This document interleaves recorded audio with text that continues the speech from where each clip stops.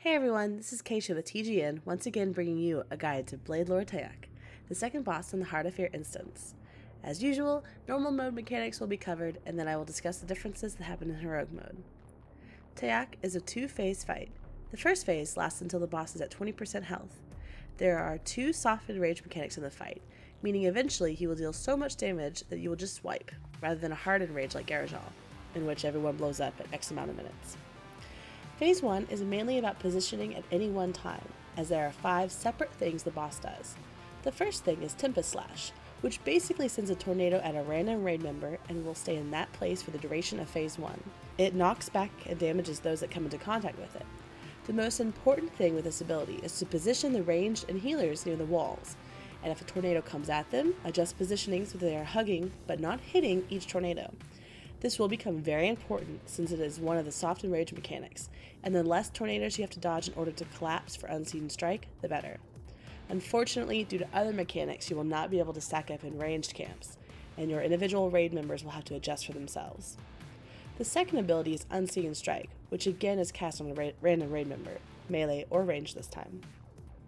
Tayak will disappear and reappear after 5 seconds on said raid member, dealing a massive amount of damage to everyone in front of him, split between everyone that is in front of him and knocking them back. The strategy for this ability is that the person who has the Unseen Strike needs to run to the center of the group, where the boss is being tanked, generally speaking, and everyone else needs to converge upon them. Another thing to remember is that if you are at max range from the boss and get Unseen Strike, you might not be able to make it to the center area.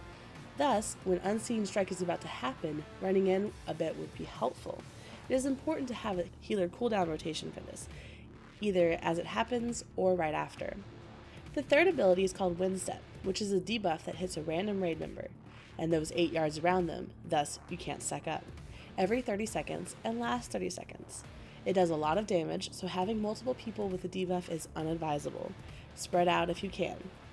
You can bop those affected as well in case you do get double buffs, just randomly. The fourth ability is tank related, and it's called Overwhelming Assault, which lasts 45 seconds. This requires, of course, 2 tanks, and just have the tanks swap based off stacks. That's generally how it works. The fifth ability is a constant buff that Tayak gets called Intensify. Super original, Blizzard. Still love you though. Increasing his damage the longer the fight goes on, thus the soft and rage mechanic. Phase 2 has one of the more fun mechanics I've experienced in this instance, especially the transition. Tayak will pull everyone into tornadoes and drop them at one end of the hall, and you'll have to run, dodging 3 lanes of tornadoes, to the other end in order to DPS him. It is important to use health stones and raid cooldowns if available. I personally symbiosis as shaman and trank as we run. It's very OP. If you do clip a tornado, it will catch you up and take you back a ways, dealing a lot of damage, so avoid it if possible.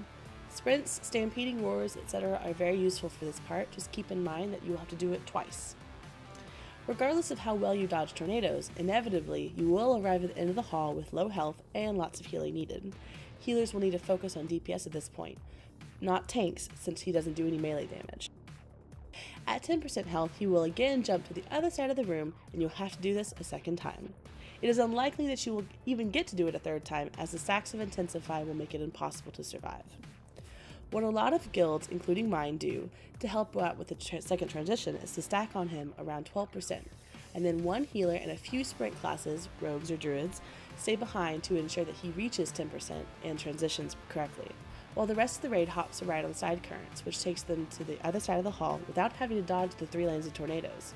It's a bit tricky to time since he does have to transition right as you arrive at the other platform, but it is very efficient if your raid can time it right. This fight is probably the easiest of all the heroic modes in Heart of Fear, at least in transition from normal, and very little is different from normal with the exception of one mechanic during Phase 1 called Blade Tempest. Blade Tempest is about every 60 seconds, and Tayak will teleport everyone in the room to where he stands, and you will have to run away from him as he tries to suck you back in. Players that are still within 7 yards of him after about 6 to 7 seconds will die.